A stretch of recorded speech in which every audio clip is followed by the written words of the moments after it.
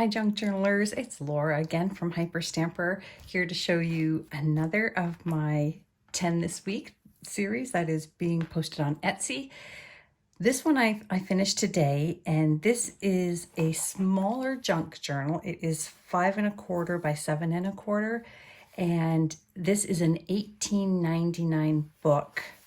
It's a European book, and this marbled cover is very indicative of the 1800s European style, and it's just got the binding in the corners and the spine, and I love these books. I actually have quite a few of these to make journals into, but this one really, because of the neutral tones, that's more rare to find. They're usually reds and greens and blues, which are beautiful, but I love the neutral tones of this. So I just got some of my antique paper and made some little paper roses and matched some of my ribbons to the cover there. And now let's take a little journey inside, and I'll do my my ephemera archaeology as best I can.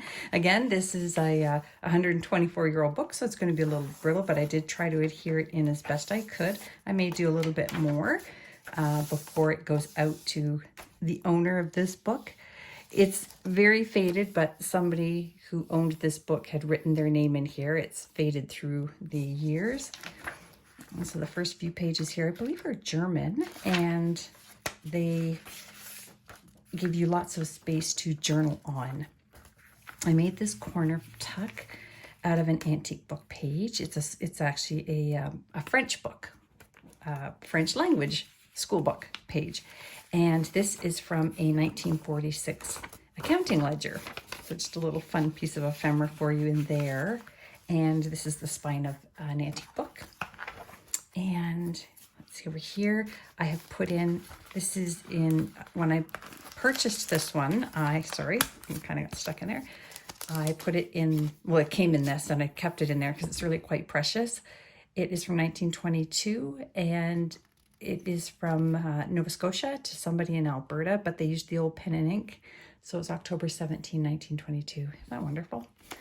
So I will likely keep it in that little piece of plastic, and you don't have to keep it in there. You have the choice. And this is from the antique book, 10th Day. And it's just a little antique book page that you can journal on there. And I made the pocket out of a 1920s music sheet, more spine here, more journaling paper. And I just put that there so that you could journal on it. And then there's a little pocket here. And this is from, I know it just looks like nothing, but it is a piece of another journal I have, which is an accounting ledger book. So that goes in there. The beautiful, we've got Flow Gently, Sweet Afton, Drink to Me Only with Thine Eyes, and Dear Evelina. How pretty is that? It's just a little fun booklet I made with my scraps. Little spots for you to write your sentiments on. And that is mounted on top of a dictionary page. And that's another part of the dictionary page, kind of fun, all of the languages of the world. And here we have another one of my vintage sewing patterns. And so what I do is I make them into pockets. So here we have a vintage score sheet from a canasta game. And before we get to the other side, we have a 1920s Mother Goose story here. And some child along the years colored some of this with crayon. So I think that's lovely. I wanted to use it even with the crayon. I thought it made it more special that a child had loved it. And in this pocket here on my pattern pouch is a ballroom dancing page. And this one is, I love the steps that you take, the man and the woman here. Lady. Man.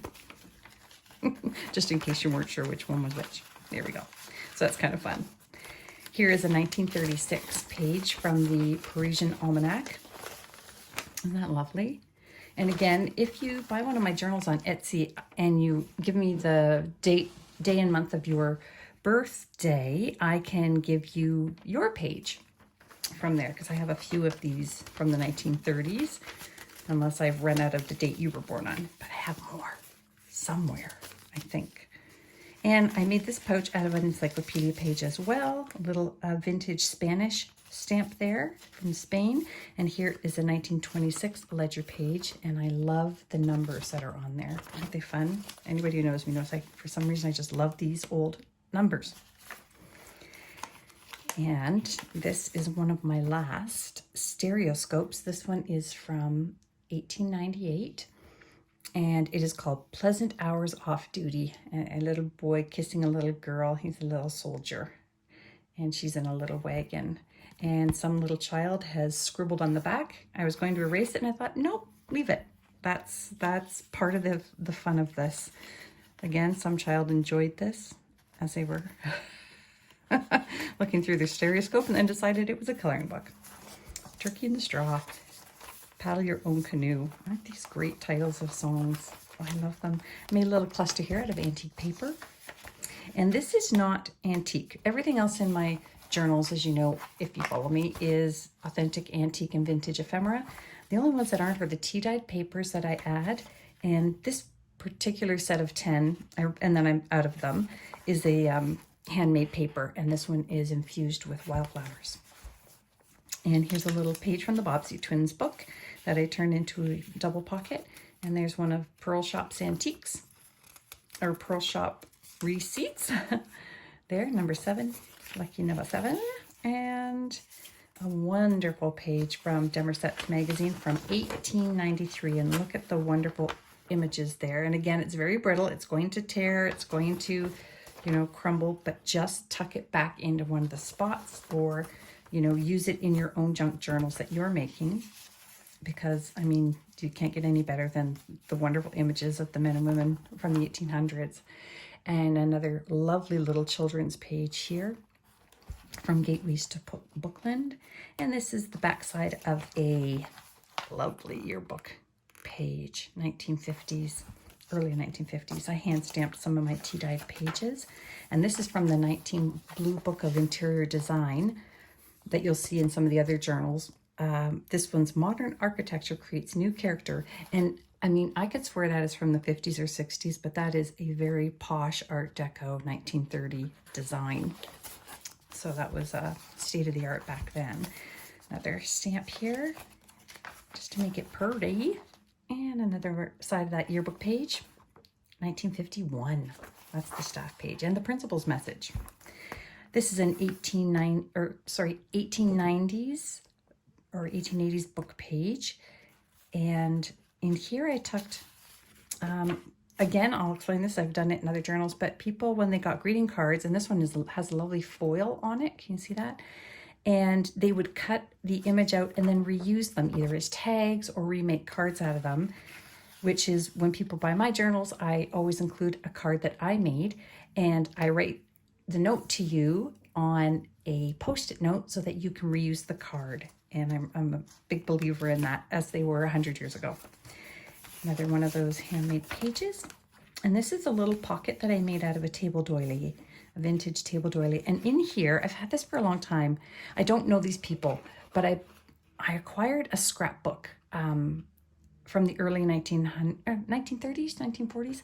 And this is a couple that went on their honeymoon, and she made this beautiful scrapbook. And I pulled this out of the scrapbook. It's one of the photos that you would have had made into a postcard so you could send it to everybody. And the photographer would have given it to you like that. But aren't they lovely? Oh my gosh, I just love that picture so much. And if anybody who buys this journal wants more information about these people, I can give it to you because I have it in the scrapbook. You won't believe the things I've looked up on Google, trying to find the history of these things. Here's a nice little poem, Up and Down the Lanes of Love, also tucked in there, and that's tucked into a English garden book from the early 1900s. A Feather Falls, that is from the book Freckles from 1904. And here is a receipt that I found on a ledger from 1945. Isn't that great? A remitter's receipt for the Imperial Oil Company. Isn't that fun? Just made some antique paper clusters here and a 1926 ledger page. They're not easy to find blank and sturdy like this, so this was a good find, and you can do lots of journaling on that one, as well as this one. This one has, it was from an accounting ledger, but also from 1926. And here's a lovely 1940s page that came out of a horse magazine. Isn't that wonderful? Oh my God. I just love it so much. And here it says Dude Ranch string. I love it so much. Oh, this is another receipt from the 1970s. And it's got carbon on the back, so I glued that one down so that it wouldn't get on everything else. There we go. You can also glue this down to the back of here or to here if you want to make a pocket out of it, but I left it open for you to do that yourself in case you want to leave it just as it is, or cut it out and use it yourself in another journal. So I made this pocket out of a 1920s music sheet. Got a little piece of vintage doily here, and here is a glassine vintage stamp envelope, stamp collector's envelope. And I put in 2 paper doll outfits from the 1950s or 60s. I think it's probably early 60s. And look at this cute little Asian costume here for the paper doll. And this is a little birthday party outfit. How cute are those? And the dolls I actually have, let me show you here. Sorry, this would have been the doll. It was used so much that she was taped together. She was well loved. And I have 2 of these and a couple of outfits, and they're going to go into a journal in the future. But their outfits are going very slowly but surely. I just put this, it's not a vintage envelope, it's a new envelope, but I just did some hand stamping on the note paper here so that you can reuse those. And that's just a vintage pattern piece that I adhered onto there. And this is from a 1902 From Storm to Sunshine book.